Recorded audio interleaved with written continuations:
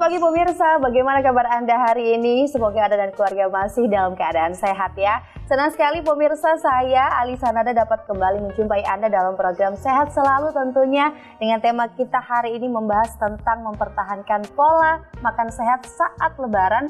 Bersama narasumber kita hari ini pemirsa ada Dr. Vini Agustiani Lestari.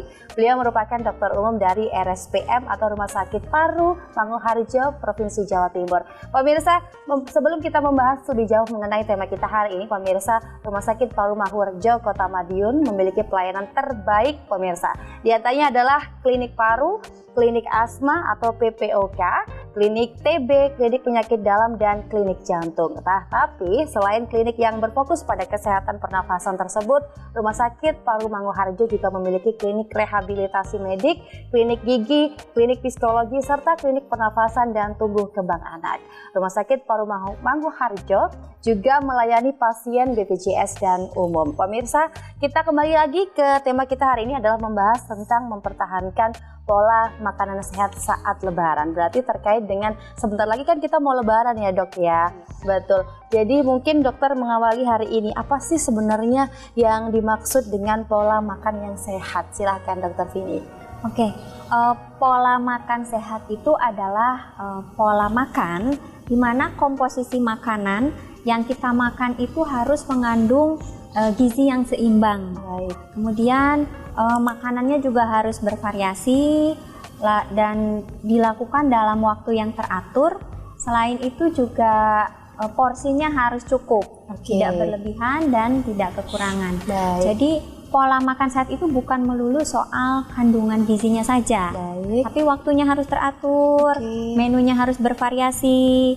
Kemudian porsinya juga harus cukup, tidak lebih, tidak kurang. Tidak kurang, karena kalau kurang berarti nanti juga ada hubungannya dengan kekurangan gizi yang diserap ya dok ya? Iya betul. Betul sekali. Baik, tadi mengenai apa yang dimaksud, berarti memang kalau dulu tuh kita nyebutnya adalah 4 sehat 5 sempurna ya dok ya. Ternyata bukan cuma gizinya aja yang penting, tapi ada berbagai faktor yang lain yang menentukan pola makan yang sehat. Seperti itu. Baik. Lalu dok, sebenarnya kalau kita bicara mengenai tadi ada berbagai hal yang kita bisa sebut sebagai pola makanan yang sehat. Sebenarnya mengapa sih dok itu menjadi hal yang penting untuk kita sebagai manusia? Silakan dokter. Oke. Pola makan sehat itu penting sekali kita terapkan dalam kehidupan sehari-hari. Karena yang pertama, tubuh kita itu kan perlu energi ya Mbak ya. Saat aktivitas sehari-hari tubuh kan perlu energi, perlu tenaga gitu ya. Nah, energi dan tenaga itu kan dihasilkan dari makanan yang kita konsumsi ya. Nah, makanan yang kita konsumsi itu harus sehat. Harus sehat itu berarti ya tadi komposisi gizinya harus baik, menunya harus bervariasi gitu. Agar energi yang dihasilkan juga optimal. Kalau energi yang dihasilkan optimal, otomatis sel-sel di dalam tubuh kita juga akan melakukan fungsinya dengan baik. Begitu.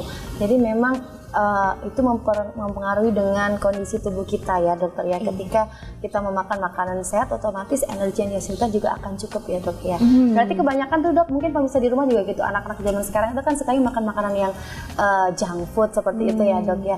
Itu jadi gampang lemes, gampang capek, itu juga biasanya berpengaruh dengan pola makan yang tidak sehat berarti ya dok ya? Iya betul, karena tubuh kita itu nggak cuma butuh satu jenis zat gizi aja gitu Mbak. Harus semua zat gizi harus masuk ke dalam tubuh. Dari mulai karbohidrat, dari mulai protein, ya kemudian ada vitamin, mineral, itu semua dibutuhkan oleh tubuh. Kalau misalnya junk food mungkin yang banyak hanya gula, ya, hanya karbohidrat sederhana ya. Sedangkan proteinnya tidak ada, kemudian vitamin, mineralnya juga tidak ada. Maka dari itu makanan junk food itu tidak termasuk ke dalam pola makan sehat. Oke, seperti itu. Karena junk food, makanan siap saji kebanyakan memang karbohidrat semua isinya dok ya. Banyak minyaknya, banyak kolesterolnya. Biasanya seperti itu ya dok ya. Terkait dokter, tadi kan ada menjelaskan dampaknya kalau kita mementingkan pola makan yang sehat. Kalau dampak untuk hal yang akan terjadi jika memang pola makan yang sehat itu kita hiraukan dok, seperti apa? Selain mungkin tadi kalau saya bilang mungkin jadinya loyo karena kita keseringan makan junk food yang isinya cuma gula gitu doang ya dok ya. Selain itu ada lagi nggak sih dok dampak yang terjadi? Oke.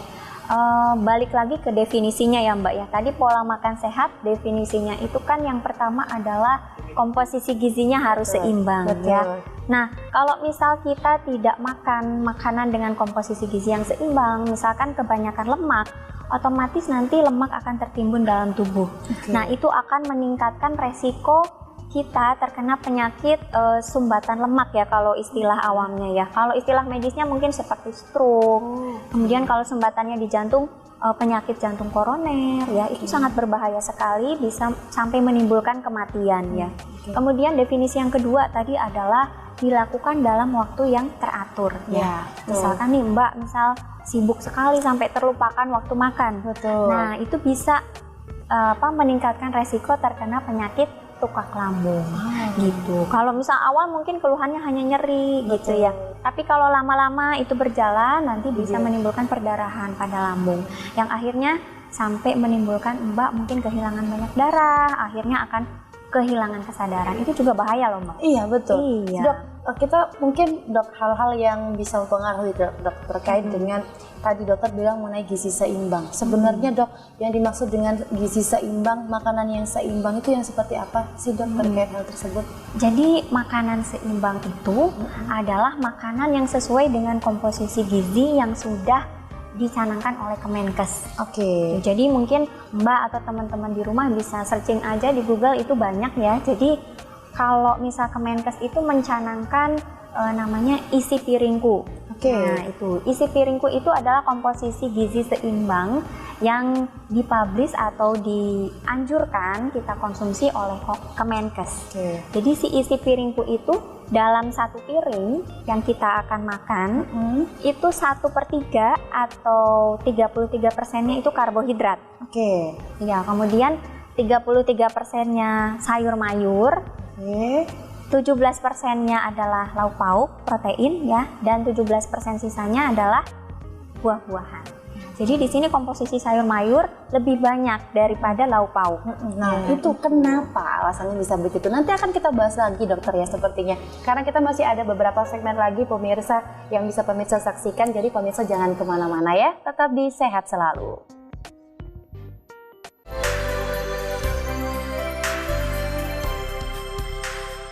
Terima kasih Anda masih menyaksikan Sehat Selalu pemirsa dan masih membahas tentang tema kita hari ini mengenai mempertahankan pola makan sehat saat Lebaran. Bersama narasumber kita yang luar biasa hari ini ada Dr. Vini Agustiani Lestari. Beliau merupakan dokter umum RSPM ke Provinsi Jawa Timur. Tadi sebelum kita memasuki ke makanan-makanan sehat yang bisa kita konsumsi saat Lebaran, tadi kita mengulas sedikit sebenarnya pola makan sehat itu seperti apa ya dok ya.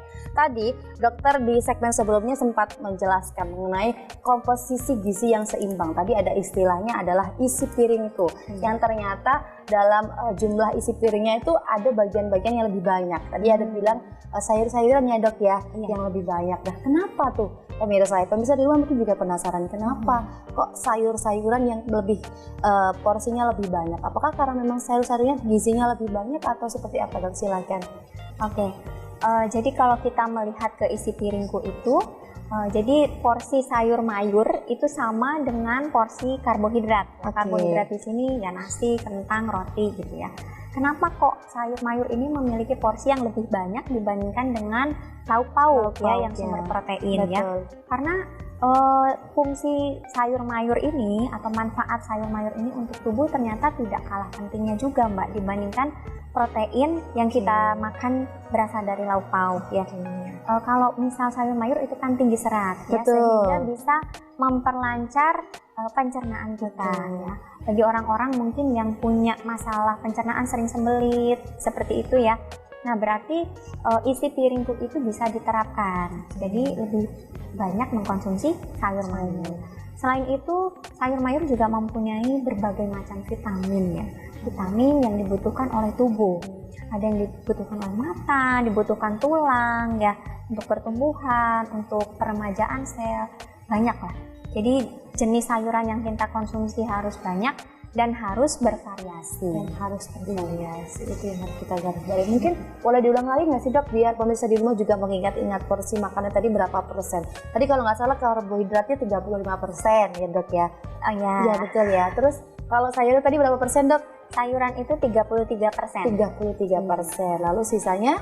Sisanya proteinnya atau lauk pauknya 17% Oke. dan buah-buahannya 17%. Oke, jadi memang sekali makan tuh harus beragam biar nutrisi yang terserap juga cukup ya dok ya. Yang harus diingat Mbak, tidak ada porsi untuk lemak ya di situ. Betul. Iya. Berarti kalau kita beli daging, dagingnya aja pemirsa, jangan pakai lemak. Iya, betul. Seperti itu ya dok Iya. ya. Oke, baik pemirsa, tadi mengenai beberapa anjuran makanan yang memang dibutuhkan untuk pemirsa di rumah untuk porsinya. Sekarang kita membahas mengenai lebarannya nih dok ya. Iya. Biasanya kan kalau kita lebaran itu suka, karena kita puasa sebulan lebih nih dok ya, suka lupa diri gitu ya dok ya, makannya harus banyak gitu ya dok, karena pengen makan ini itu karena kita kan puasa 30 hari sudah menahan hawa nafsu, waktu lebaran nafsu makannya jadi bertambah berlipat. Nah, balas dendam gitu ya. Betul dok, lebih ke balas dendam, besoknya perutnya sakit biasanya begitu dok. Sebenarnya untuk mengantisipasi hal-hal tersebut dok, apa sih yang dilakukan seharusnya untuk pemirsa di rumah untuk mendekati lebaran ini? Kita harus menjaga pola makanan sehat yang seperti apa? Silakan dokter. Oke, saya setuju sama Mbak tadi yang sudah Mbak katakan ya. Betul. Biasanya memang kita itu kalau pas Hari Raya Idul Fitri lupa sama pola hidup sehat yang sudah kita jalankan sebelum bulan puasa gitu ya. Nah, ini ada beberapa tips ya Mbak ya, mungkin bisa diikuti oleh teman-teman semua di rumah. Jadi saat Hari Raya Idul Fitri nanti ada tips yang bisa dilakukan. Yang pertama, sebelum berangkat bersilaturahmi ke rumah sanak saudara, mungkin bisa makan makanan tinggi serat dulu di rumah. Gitu. Bentuknya seperti apa? Ya, bentuknya bisa buah ya, buah yang tinggi serat. Misalnya seperti buah apel. Jadi ini sebelum kita mau silaturahmi di rumah, kita makan apel dulu gitu ya. Harapannya nanti pas sampai di tempat silaturahmi perutnya sudah kenyang. Jadi nggak mau icip-icip banyak makanan gitu ya. Yang kedua, harus pilih prioritas makanan. Jadi nih begitu sampai ke tempat silaturahmi gitu ya, kan ada banyak kue mungkin ya, terus makanan berat dan sebagainya. Tentukan di situ prioritas makanan yang mau saya cicipin yang mana gitu. Jadi jangan maruk ya. Iya betul. Jangan itu mau ini mau ini. Tersindir dan sejujurnya. Karena kalau waktu kita lebaran bawaan, aduh ini enak nih kayak gini, ini enak nih kayak gitu. Jadi pengen nyoba semua. Jadi harus ingat, ini bukan rumah terakhir ya. Masih banyak rumah-rumah selanjutnya yang akan kita datangi gitu ya. Jadi kalau datang ke satu rumah, pilih prioritas makanan. Oh, mungkin kue itu sangat menarik gitu ya. Nah, itu yang kita cicipin. Yang ketiga, sudah pasti kalau hari raya itu identik dengan makanan bersantan, berlemak gitu ya. Itu boleh saja untuk mencicipi, tapi ingat tidak boleh banyak-banyak. Karena lemak itu kebutuhan perharinya hanya sekitar 70 gram saja, mungkin 5 sendok makan ya. Itu tidak boleh lebih. Nah, jadi kalau misal ada opor ya, biasanya kalau lebaran opor ya. Setelah lontong dok. Oh iya. Lontongnya ya diambil sedikit, terus ayamnya juga diambilnya bagian yang tidak terlalu banyak mengandung lemak. Mungkin bisa dada gitu ya. Kalaupun sajiannya ternyata daging sapi, pilih bagian daging yang tidak ada lemaknya. Kuahnya diambilnya sedikit saja. Karena memang kebutuhannya cuma 5 sendok aja santan. Iya, kebutuhan per hari hanya 5 sendok. Kemudian yang ketiga, tetap ingat batasi porsi makan. Kalau misal kita jenis orang yang sulit untuk membatasi porsi, ada tipsnya Mbak. Jadi kalau datang ke tempat untuk silaturahmi, di situ ada wadah yang kecil, menengah sama besar. Kita ambilnya wadah yang kecil. Harapannya dengan ngambil wadah yang kecil, jadi bisa menampung makanannya kan sedikit. Betul. Gitu ya. Jadi kita tidak mengambil makanannya tidak banyak-banyak. Lagi kalau kecilnya habis terus ambil lagi jadi banyak juga dok ya. Biasanya kan kalau mau ngambil lagi malu kan ya. Iya betul. Karena bertamu ya dok. Iya kan. Betul.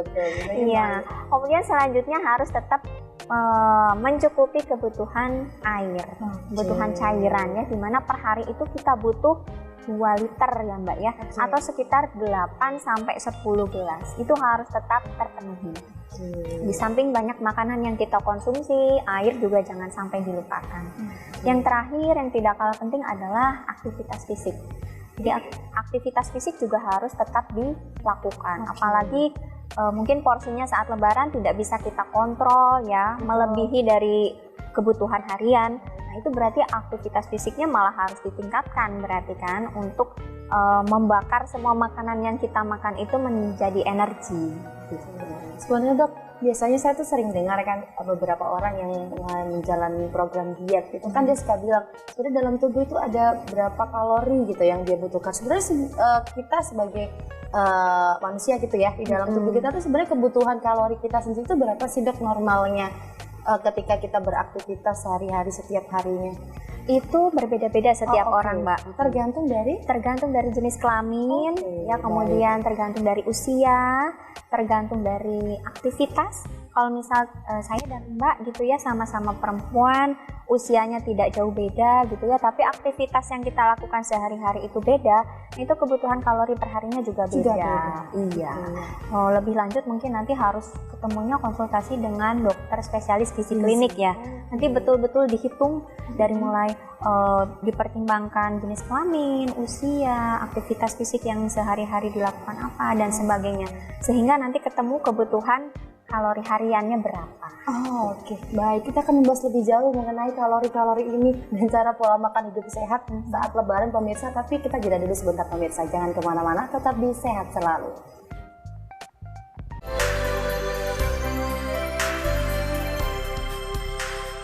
Terima kasih Anda masih menyaksikan Sehat Selalu pemirsa dan masih membahas tentang tema kita hari ini mengenai mempertahankan pola makan sehat saat lebaran. Bersama narasumber kita yang luar biasa hari ini ada Dr. Vini Agustiani Lestari. Beliau merupakan dokter umum RSPM ke Provinsi Jawa Timur pemirsa. Rumah Sakit Paru Manglarjo Kota Madiun memiliki pelayanan terbaik pemirsa. Di antaranya adalah klinik paru, klinik asma atau PPOK, klinik TB, klinik penyakit dalam, dan klinik jantung. Nah, tapi selain klinik yang berfokus pada kesehatan pernafasan tersebut, Rumah Sakit Paru Manglarjo juga memiliki klinik rehabilitasi medik, klinik gigi, klinik psikologi, serta klinik pernafasan dan tumbuh kembang anak. Dan juga pemirsa, Rumah Sakit Paru Manglarjo melayani pasien BPJS dan pasien umum. Jadi pemirsa kalau mungkin punya keluhan-keluhan terkait dengan klinik-klinik yang ada di Rumah Sakit Paru Manglarjo, pemirsa bisa langsung datang saja. Dan tadi kita sudah membahas sedikit ada tips begitu dari dokter mengenai yang akan kita hadapi saat lebaran nanti, itu cara menahan dirinya secara supaya pola makan sehat kita tidak berantakan. Tadi ada beberapa pemirsa yang kayak garis bawahi, ada mungkin makan makanan tinggi serat dari rumah ya. Tadi sudah saya ulang lagi ya dokter ya. Lalu tadi dokter juga menjelaskan ada pilih prioritas makanan ya. Kalau yang paling disukain itu yang mana ya, itu aja yang diambil gitu ya dok ya, satu aja gitu ya. Habis itu yang lainnya di rumah yang lain. Iya betul. Ya. Lalu ada juga jangan berlebihan makan makanan yang berlemak. Tadi karena kebutuhannya cuma berapa sendok dok? Cuma 5 sendok makan. Sendok makan saja pemirsa. Dan juga batasi porsi makannya, pilih tempat yang paling kecil biar cepat penuh, cepat kenyang juga. Nggak kenyang sih tapi nggak apa-apa itu, daripada pola makan sehat kita berantakan gitu ya dok ya. Lalu mencukupi kebutuhan air dan juga aktivitas fisik yang banyak. Berarti mungkin sambil bersilaturahmi kita geser ke rumah-rumah yang lain, kita sambil lari-larian kecil gitu ya dok ya. Iya. Biar salah satu aktivitas fisik ringan Mbak itu adalah dengan jalan santai keliling komplek. Betul. Jadi nanti kalau mau silaturahmi nih teman-teman di rumah gak usah pakai motor, kalau cuma di kompleks ya jalan kaki aja. Biar makanan yang tadi kita makan di rumah sebelumnya langsung dibakar. Betul. Jadi kita tetap langsing pemirsa ya. Tadi kita bicara mengenai kebutuhan kalori. Ternyata memang kebutuhan kalori tiap orang itu beda-beda ya dok ya. Tergantung, tadi dokter sempat mengatakan bahwa tergantung dari jenis kelaminnya, lalu aktivitasnya ya dok ya, dan usianya ya dok ya. Usianya. Kalau pemirsa mungkin lebih jauh tanya seputar seperti apa sih kebutuhan kalori saya sebenarnya, berapa kalori per harinya, mungkin pemirsa bisa langsung datang ke apa tadi dokter apa? Ke ahli gizi bisa ya. Tapi kalau misal pengen lebih expert itu bisa ke dokter spesialis gizi klinik. Bisa ke dokter spesialis gizi seperti itu untuk membahas seputar kebutuhan kalori pemirsa. Nanti akan ada ini juga ya dok ya, diamati dulu gitu ya dok. Hitung nanti dari mulai jenis kelamin, kemudian usia, kemudian aktivitas fisik atau kondisi ya. Misal ibu hamil dan yang tidak hamil itu kan berbeda ya perhitungannya. Ibu hamil mungkin butuh kalorinya banyak karena dia harus memenuhi kebutuhan babynya dalam perut ya. Itu berbeda dengan wanita dengan kondisi yang tidak hamil. Kalau misal di Madiun kan Belum ada sepertinya spesialis gizi klinik yang boleh, itu konsultasi hanya dengan ahli gizi itu nggak apa-apa, karena mereka juga punya basic ilmunya, Mbak. Tuh, nggak apa-apa, datang aja ke ahli gizi. Gitu ya pemirsa Iya. ya. Jadi kalau mau tahu kebutuhan kalori dari pemirsa minuman bisa langsung datang ke ahli gizi aja. Oke, tadi dokter sempat menjelaskan sedikit mengenai tadi tipsnya ya, diawali dengan makanan yang berserat tinggi dan membatasi makanan yang berlemak. Pertanyaan saya satu dok, kenapa harus dibatasi dan kenapa kita harus diawali dengan makanan yang berserat tinggi? Mungkin boleh diulas lagi dokter, silakan. Oke, kenapa tadi saya kasih tips sebelum berangkat silaturahmi makan makanan tinggi serat dulu di rumah, gitu ya. Jadi ada, saya mengutip sebuah jurnal ya Mbak ya, itu jurnal yang menjelaskan tentang obesitas. Di jurnal itu mereka menjelaskan bahwa dengan makanan tinggi serat itu akan memperlambat proses pencernaan. Jadi proses pencernaan di dalam tubuh kita melambat, efeknya adalah memberikan rasa kenyang lebih lama. Jadi saat kita berangkat silaturahmi karena perut sudah diisi dengan makanan tinggi serat, saat sampai di rumah keluarga untuk silaturahmi masih kenyang. Jadi tidak tergoda tuh dengan kue-kue atau opor-opor, lontong-lontong dan sebagainya ya. Karena ya masih kenyang gitu. Jangan lapar mata tadi pemirsa ya. Biasanya lapar perut kita terkalahkan dengan lapar mata. Oh gitu ya. Yang macam-macam jenisnya di meja itu jadi kita pengen semua ya begitu. Jadi memang harus untuk mengapa harus berserat tinggi karena memang memperlambat proses pencernaan ya dok. Jadi lebih reguler. Kalau yang berlemak tadi dok, kenapa kok nggak boleh banyak-banyak?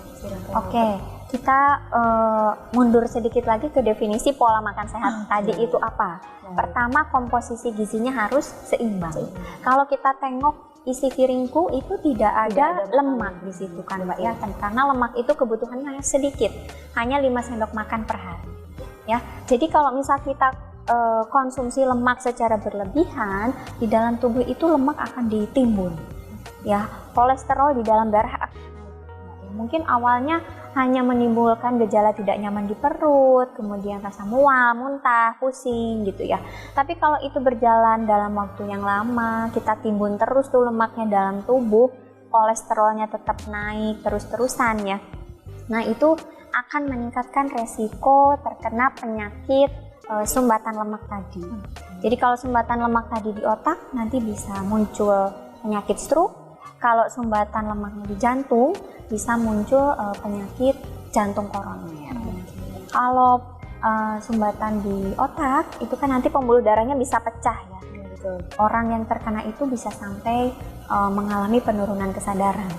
Kalau misal sudah sangat parah, itu bisa sampai menimbulkan kematian. Begitu halnya juga dengan penyakit jantung koroner ya. Awalnya mungkin nyeri dada ya, tapi kalau penanganannya telat begitu ya, atau sudah jatuh pada kondisi yang berat, itu sama akan membahayakan ya, menimbulkan kematian. Berarti sebenarnya dokter kalau memang kita tidak mengkonsumsi lemak pun sebenarnya tidak ada masalah ya dok ya, untuk sistem pencernaan di tubuh kita akan tetap baik-baik saja atau memang ada pengaruhnya? Mungkin dibutuhkan tapi jumlahnya tidak banyak ya. Hanya 5 sendok makan saja atau 70 gram gitu. Tapi memang tidak dianjurkan banyak-banyak karena ya tadi mengingat lebih banyak dampak negatifnya iya daripada manfaatnya kalau kita konsumsi dalam jumlah yang berlebihan.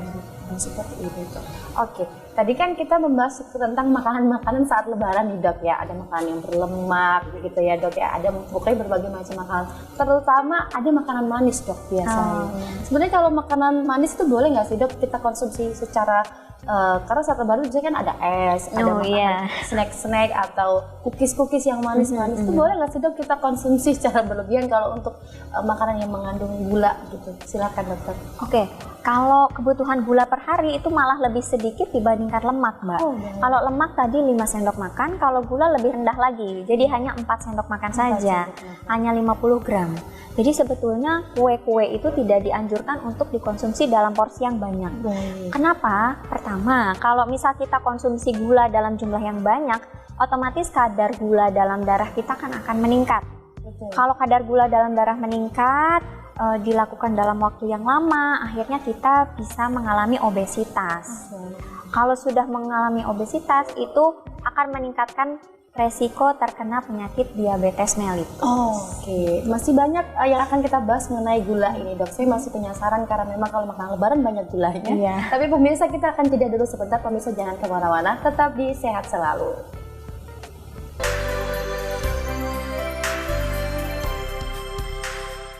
Terima kasih Anda masih menyaksikan Sehat Selalu pemirsa, dan masih membahas tentang tema kita hari ini mengenai mempertahankan pola makan sehat saat Lebaran bersama narasumber kita Dr. Vini Agustiani Lestari, dokter umum dari RSPM Madiun. Pemirsa, kita tadi sedang membahas sedikit mengenai ternyata kebutuhan gula itu lebih sedikit betul ya dokter Vini daripada kebutuhan lemak. Padahal kita tuh kalau kita tahu sendiri, saya sendiri pun kayaknya sepertinya sangat berlebihan karena ternyata kebutuhan gulanya itu cuma 50 gram per hari ya dok ya, atau sekitar 3 sendok makan, betul ya? 4 sendok makan pemirsa ternyata. Nah terus padahal ya dok ya, kalau kita tahu mungkin buah-buahan itu juga mengandung gula kan dok ya.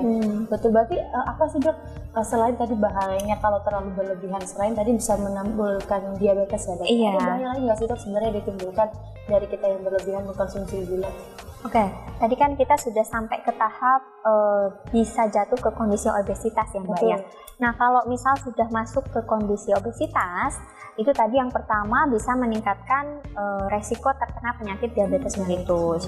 Yang kedua yang tidak kalah bahayanya adalah kalau misal kondisi tubuh kita itu termasuk obesitas, itu akan mempengaruhi hormon di dalam tubuh ya. Kalau misal hormon itu terganggu di dalam tubuh, maka akhirnya akan mempengaruhi kesuburan gitu ya. Jadi mengapa ini bukan berarti saya mengeneralisasi, tidak ya, tapi kalau misal perempuan yang mengalami obesitas itu biasanya kan kesuburannya akan terganggu begitu ya, karena itu tadi terlalu banyak gula itu ya tidak baik. Kondisi obesitas akan mempengaruhi hormon. Kalau hormonnya terganggu keseimbangannya, maka kesuburannya akan terganggu juga. Jadi makanya itu pola makan sehat perlu sekali. Gulanya sangat-sangat harus dikurangi. Betul. Tadi kita sudah membahas tentang berbagai resiko berarti ya dok ya, kemudian kita terlalu berlebihan mengkonsumsi lemak, terus juga mengkonsumsi gula. Nah kalau kita bahas sendiri dok, apakah juga kita perlu nih dok memperbanyak asupan cairan, memperbanyak makanan dan kandungan tertentu untuk menjaga pola? Adakah makanan yang mengandung zat-zat tertentu dok yang harus kita cukupi, yang harus kita pentingkan untuk kita konsumsi setiap hari dok? Boleh dijelaskan? Oke, kalau misal ada nggak sih dok yang harus kita lebih banyak konsumsi sehari-hari? Itu kembali ke isi piringkunya dari Kemenkes. Pokoknya isi piringku Kemenkes itu makanan dengan komposisi gizi seimbang yang paling ideal untuk dikonsumsi Mbak. Jadi karbohidratnya ya harus segitu ya, 33%, sayur mayurnya 33%, proteinnya 17%, dan buah-buahannya 17%. Jadi ya tidak boleh, saya nggak suka sayur dok, saya mau karbohidratnya setengah piring misalnya, nasinya terus lauk pauknya setengah piringnya, itu berarti tidak ideal karena tidak sesuai dengan isi piringku yang dari Kemenkes. Jadi memang kembali lagi isi piringku itu harus benar-benar diperhatikan. Begitupun saat lebaran nih dok, harus tetap diperhatikan ya. Berarti kalau kita mau berkunjung ke rumah saudara, kita cari sayur, begitu ya dok ya. Biasanya kan kalau lebaran ada sayur pendampingnya itu acar ya bentuknya. Nah itu jangan dilewat Mbak. Gitu ya, tetap harus dikonsumsi. Tetap, acarnya 33%. Sepertiganya acar. Tadi kan lauk pauknya cuma 17%. Jadi acar sama lauknya banyakin acarnya. Baik, supaya kita pola makan sehatnya tetap tercukupi ya pemirsa. Itu tips dari Dokter Vini mengenai pemirsa di rumah kalau mengantisipasi saat lebaran, baiknya aku makan apa ya biar pola makannya terjaga seperti itu pemirsa. Tadi dokter juga sempat membahas sedikit tadi kan mengenai beberapa tips. Tadi kan juga menjelaskan bahwa perbanyak minum air begitu ya dok ya. Berarti kan berhubungan dengan asupan cairan dok ya. Apakah perlu dokter sebenarnya saat lebaran itu untuk menjaga asupan cairan tetap tercukupi untuk tubuh? Silakan dokter. Apa sih dampaknya? Silakan dokter. Jadi asupan cairan di dalam tubuh itu harus terpenuhi ya. Begitu juga pada saat nanti Hari Raya Idul Fitri ya. Jadi kebutuhan air per hari itu adalah 2 liter Mbak, atau sekitar 8 sampai 10 gelas per hari ya. kenapa sih dok kita harus minum sebegitu banyaknya air dalam satu hari gitu ya? Nah itu tujuannya agar tubuh tetap terhidrasi ya, kita tetap segar rasanya gitu ya saat beraktivitas menjalankan silaturahmi di hari raya Idul Fitri nanti. Banyak sekali manfaatnya. Kita melakukan aktivitas itu kan perlu energi, Betul. Energi itu dibentuk di dalam tubuh perlu air, Mbak. Jadi kalau tidak ada air ya tidak ada energi yang dihasilkan gitu kan. Selain itu air juga bermanfaat untuk menjaga tekanan darah tetap pada level normal gitu ya. Kemudian yang kedua adalah memperlancar peredaran darah. Jadi pada saat nanti hari raya Idul Fitri kemungkinan makan lemaknya kan lebih banyak ya. Nah itu nanti untuk melancarkan peredaran darah dari lemak-lemak yang Biar menggumpal di situ, ya, nah Dok, itu sama bisa saya. oleh air gitu. Jadi makanya airnya jangan dilupakan. Jadi jangan lupakan jangan air es pakai sirup ya pemirsa. Jatuhnya kelebihan gula lagi kita iya. ya dok ya. Terus yang terakhir bisa memperlancar pencernaan juga. Ya. Nanti makanan berlemak kan biasanya bikin konstipasi tuh Mbak ya. Nah itu minum air jangan lupa biar pencernaan kita tetap lancar, buang air besar juga tetap teratur seperti biasanya. Jadi tidak ada masalah pencernaan. Nah, seperti itu. Jadi air 2 liter ya dok ya untuk kebutuhan kita setiap harinya harus tetap tercukupi. Kalau kurang minum air nih dok, ada dampak nggak sih dok saat lebaran ini biasanya selain loyo gitu ya dok ya biasanya dok ya silakan. Oke, kalau misal kebutuhan hariannya tidak tercukupi, maka kita akan jatuh ke kondisi yang namanya adalah dehidrasi. Kalau istilah medisnya ya. Nanti kalau misal kadar air dalam tubuh kita itu kurang, maka energi yang akan dihasilkan itu juga kurang. Energi yang dialirkan ke berbagai organ juga akan berkurang. Nah, misal yang ke otak energinya jadi berkurang, itu nanti kita akan sulit berkonsentrasi, Mbak. Kemudian timbul keluhan mungkin pusing gitu ya. Kemudian lemas, letih, lesu gitu ya. Kalau misal dehidrasinya sudah tingkatnya dehidrasi berat, itu akan menimbulkan sampai pingsan ya, sampai kehilangan kesadaran yang akhirnya bisa menimbulkan kematian. Gitu. Jadi jangan dianggap remeh air putih itu. Iya. Ada mungkin dokter maaf saya potong. Ada gejala-gejala tertentu nggak sih dok sebagai tanda bahwa kita ini seperti kekurangan cairan? Ada gejala tertentu yang bisa kita rasakan gitu dokter? Ada nggak sih dok? Oke, yang pertama yang dirasakan pertama kali karena energi yang terpasok ke organ paling vital otak ya itu berkurang, maka kita akan mengeluhkan pusing, kemudian sulit berkonsentrasi gitu ya, kemudian letih, lesu ya, yang akhirnya kalau terus-menerus terjadi bisa pingsan atau kehilangan kesadaran. Baik, ternyata banyak sekali ya dok ya hal-hal yang bisa terjadi ketika pemirsa di rumah itu kekurangan cairan. Kita kan masih membahas lagi mengenai hal tersebut pemirsa di rumah dan juga dokter, tapi pemirsa jangan kemana-mana, kita jeda dulu sebentar, tetap di Sehat Selalu.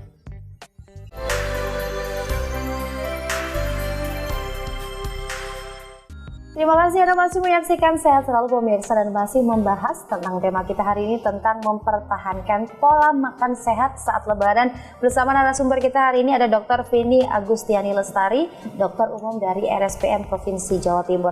Pemirsa, Rumah Sakit Paru Manguharjo Kota Madi memiliki pelayanan terbaik pemirsa. Di antaranya adalah klinik paru, klinik asma atau PPOK, ada klinik TB, klinik penyakit dalam dan juga klinik jantung. Selain itu ada yang berfokus pada kesehatan pernapasan tersebut. Ada juga Rumah Sakit Paru Manguharjo memiliki klinik rehabilitasi medik atau klinik gigi juga ada, klinik psikologi serta klinik pernapasan dan tumbuh kembang anak. Rumah Sakit Paru Manguharjo juga melayani pasien BPJS juga umum. Jadi pemirsa di rumah bila membutuhkan beberapa klinik yang ada di Rumah Sakit Paru Manguharjo Provinsi Jawa Timur, pemirsa bisa langsung datang saja ke RSPM. Tadi kita membahas lebih jauh mengenai ternyata memang kebutuhan cairan itu penting sekali untuk tubuh kita, dan kalau kekurangan cairan terjadi ada gejala-gejala tertentu. Mungkin boleh diulang dokter untuk gejala-gejala kita sebagai manusia gitu ya dok ya, merasakan ini sepertinya tanda-tanda kekurangan cairan itu seperti apa dokter, silakan.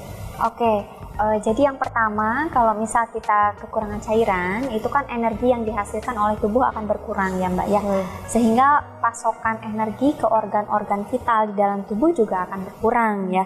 Misalkan energi yang dipasok ke otak itu berkurang, maka otak kita akan meresponnya ya. Nah gejala yang timbul nanti adalah kita mengalami pusing biasanya ya, sulit berkonsentrasi, ya, kemudian merasa lemas, letih, lesu, ya. Nah, kalau misal hal tersebut terjadi secara terus-menerus, tidak mendapatkan penanganan, ya maka kita bisa jatuh pada kondisi pingsan atau kehilangan kesadaran. Gitu ya. Seperti itu. Jadi banyak sekali gejala-gejala yang ditimbulkan. Mungkin kalau pemirsa di rumah mulai merasakan hal tersebut, berarti mungkin bisa jadi pemirsa juga kekurangan cairan. Iya, jadi cepat-cepat minum. Cepat-cepat minum, dan kalau memang itu terus berlanjut boleh segera diperiksakan begitu ya dokter ya. Baik, tadi kan kita sudah membahas mengenai berbagai tips pola hidup, pola makan sehat gitu ya dok ya. Selain kita memakan makanan yang dengan gizi yang tercukupi dengan tadi namanya isi piringku, lalu juga ada minum air dan juga aktivitas fisik ya dok ya. Aktivitas fisik yang perlu kita garis bawahi, kenapa sih aktivitas fisik itu menjadi hal yang penting? Kita kan di era yang lebih enak rebahan daripada bergerak begitu ya dok ya. Seperti apa sih dok pentingnya, kenapa sih kita tuh harus beraktivitas setiap harinya? Silakan dokter. Oke, aktivitas fisik itu sangat perlu Mbak Alisa ya. Apalagi nanti kalau misal pas lebaran nih, aktivitas kita akan bertambah ya, akan melakukan kegiatan silaturahmi ke banyak saudara-saudara gitu ya. Karena aktivitasnya banyak, berarti nanti makannya juga banyak ya. Nah, itu berarti harus diimbangi dengan melakukan aktivitas fisik ya, karena biar tadi membakar lemak-lemak yang sudah kita makan di rumah sebelumnya. Jadi selain digelontorkan dengan air, juga ada aktivitas yang biar lemaknya makin terbakar. Iya, betul. Kenapa kok penting aktivitas fisik itu dok gitu ya? Pertama, bisa menjaga berat badan kita tetap ideal gitu ya. Kalau misal kita banyak makan, kan takutnya makanan yang kita makan tidak semuanya diubah menjadi energi ya, tapi ada yang diubah menjadi cadangan energi, yaitu bentuknya dalam lemak gitu ya.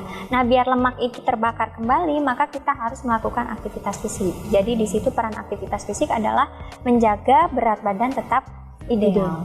Selain itu, aktivitas fisik juga bisa menjaga tekanan darah tetap di level normal gitu ya, sama halnya seperti air yang tadi memaintenance tekanan darah, aktivitas fisik juga sama itu. Kemudian manfaatnya juga ke tulang ya, bisa memadatkan tulang gitu ya, jadi tulangnya bagus, kepadatannya tidak mudah keropos begitu ya, jadi sangat banyak manfaatnya.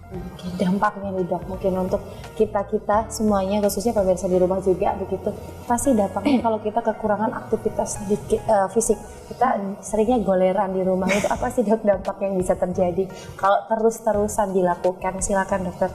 Oke, ini saling berkaitan dengan poin-poin yang lain ya. Misal Mbak Alisa makannya porsinya terlalu banyak, tapi habis itu tidak melakukan aktivitas fisik misalnya. Dari porsi makan yang kebanyakan saja kan sudah salah ya. Betul. Jadi ada sebagian makanan yang masuk ke tubuh Mbak Alisa dan tidak diubah menjadi energi, tapi disimpan dulu nih sama tubuh. Betul. Jadi bentuknya lemak.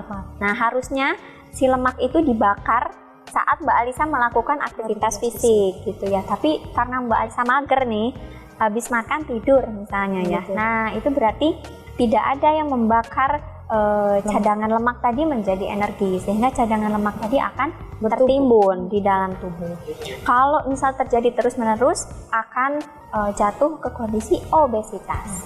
Balik lagi seperti penjelasan yang tadi, kalau obesitas berarti meningkatkan resiko terkena diabetes mellitus, kemudian akan mempengaruhi keseimbangan hormon, akhirnya bisa mempengaruhi kesuburan. Gitu. Banyak sekali ternyata pemirsa dampak yang terjadi jika memang kita tidak menjaga pola hidup sehat dan juga pola makanan yang seimbang. Dok, karena kita sudah sampai di segmen terakhir, kita juga sudah di menit-menit terakhir dok. Mungkin ada yang ingin disampaikan untuk pemirsa di rumah terkait dengan pola makan sehat menjelang lebaran, saat lebaran nanti. Seperti apa dokter? Silakan. Oke, jadi pada saat hari raya Idul Fitri nanti, itu tidak boleh menjadi alasan untuk melupakan pola hidup sehat. Jadi harus tetap ingat isi piringku dari Kemenkes ya, komposisi gizi yang dikonsumsi harus seimbang, ingat porsinya juga harus cukup, tidak boleh kelebihan, tidak boleh kekurangan. Aktivitas fisik juga tidak boleh dilupakan ya. Jadi airnya juga. Oh iya, minum airnya juga harus tetap tercukupi 2 liter per hari. Jadi biar tubuh kita tetap fit, tetap prima dalam menjalankan silaturahmi dengan sanak saudara. Seperti itu. Baik pemirsa, jadi itu tadi ya berbagai tips yang juga cara-cara tertentu yang bisa pemirsa coba di rumah saat menjelang Lebaran nanti. Tentunya terima kasih banyak dokter sudah bergabung bersama kami dan memberikan berbagai informasi untuk pemirsa di rumah. Dokter, ini sedikit saja dokter, mungkin kegiatan, mungkin boleh kita rekap sedikit dokter kegiatan saat nanti Lebaran dokter ya. Kita awali di pagi hari setelah sholat id, kita harus ngapain dulu tadi dokter? Oke, kalau misal habis sholat ini, Betul. sebelum berangkat silaturahmi, makan makanan tinggi serat dulu. Makan makanan tinggi serat dulu. Iya. Di rumah mungkin punya apel, silahkan makan apel dulu. Betul, ya. Habis baik. itu baru berangkat. Berangkat. Berangkatnya nggak usah naik motor, jalan kaki aja. Kan Jalan. aktivitas fisik ya. Betul, aktivitas itu terjaga. Habis Terus? itu sampai di tempat silaturahmi, pilih prioritas makanan. Pilih prioritas makanan. Batasi makanan yang bersantan, berlemak, porsinya harus sedikit, cukup minum air. Itu tadi pemirsa. Jadi itu pemirsa tips ya yang kita ulas lagi untuk pemirsa di rumah, supaya pemirsa di rumah ingat saat Lebaran nanti harus seperti apa supaya pola makannya, hidup sehatnya tetap terjaga. Baik, terima kasih pemirsa sudah menyaksikan. Sehat selalu dan semoga dapat mencari informasi terbaru yang bisa Anda gunakan di rumah, bermanfaat untuk Anda. Saya Alisa Nada pamit dan Dr. Vidi pamit. Terima kasih banyak sudah menyaksikan. Sampai bertemu di episode selanjutnya. Selamat pagi, sampai jumpa.